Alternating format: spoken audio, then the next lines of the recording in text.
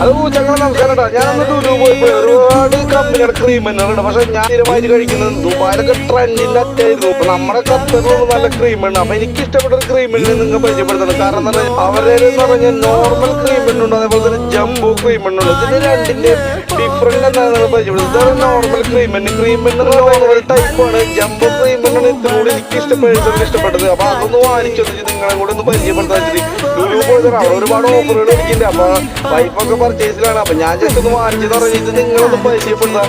ഇതാണ് normal cream എണ്ണ. Cream എണ്ണ എന്ന് പറഞ്ഞാൽ ഈ നോർമൽ എന്ന് പറഞ്ഞാൽ എല്ലാവർക്കും വലിയ സ്വീറ്റ് ഒന്നും ഇഷ്ടപ്പെടാത്തവർക്ക് ക്രീം ടച്ചിട്ട് കഴിക്കാൻ അടിപൊളിയാണ്. നല്ല പിള്ളേർക്കൊക്കെ നല്ല ഇത് കൊടുക്കാം. ഈ ജംബോ ക്രീം എണ്ണ എന്ന് പറഞ്ഞാൽ വേറെ ലെവലാണ്. ഉള്ളിൽ നല്ല സ്വീറ്റും നല്ല ക്രീമും ഒക്കെയാണ്.